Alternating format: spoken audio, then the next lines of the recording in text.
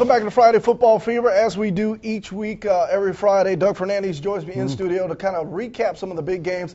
Well, the obvious big game of the 9 on the docket, Venice taking on Charlotte. We all know how that went last year. You know, Venice got the regular season win. Charlotte gets the playoff win, the most important to break Venice's undefeated streak going. You were down there for this one in the TP, Powell Davis Stadium.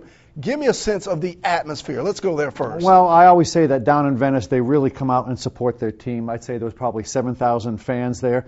And it's interesting to note because when you drive down 41, there's basically no one on the street. They're all heading into the stadium. Toppin fans on one side, Indian fans on the other, and never the twain shall meet. But you're absolutely right, Antoine. This was a rematch of last year's 2 games. The last one went on a punt return that was brought back for a touchdown. And Venice, that stuck in Venice's craw because the replays indicated that McClary of Charlotte, his knee had touchdown. Referees didn't call it. So I asked the Venice teachers and a couple of coaches, was revenge on their mind? They said, no. I talked to Trey Burton on the sidelines. I said, is revenge on your guys' mind? He talked about it all week.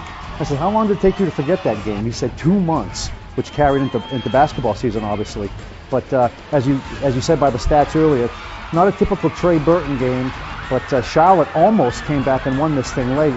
Venice was up prohibitively at halftime, and Charlotte made a late push, but Venice held on for the revenge-filled win. Yeah, 31-28 was the final there. But just looking at some of the numbers here, you know, you talk about some major players in this area. Mike Bellamy, Charlotte's running back. Guys rushed already for 1,100 yards, over 1,100 yards, 19 touchdowns, and Kyle Midget over 1,100 yards passing, 17 touchdowns, and then you got Burden. Oh, he does it in the air and on the ground. 24 touchdowns combined, 15 rushing. Just to see those playmakers all come together on one field, did it live up to the hype? It lived up to the hype a little bit. Of course, it's not going to live up to the hype when you have a postseason matchup like we had last year. The thing about Kyle Midget, though, he's a great quarterback, but when you play in the county over from Trey Burton, you tend to get overlooked it a little bit. Trey Burton has a bullseye on his back. I noticed a couple of times I was roaming the sidelines. Every time Trey Burton would get hit, not necessarily hurt, but hit, the Charlotte fans would whoop it up. Kyle Midget displayed a nice, accurate ball, throwing the ball. I like both of them. Kyle Midget's name goes way back in Charlotte, so it was definitely a game that lived up to the billing.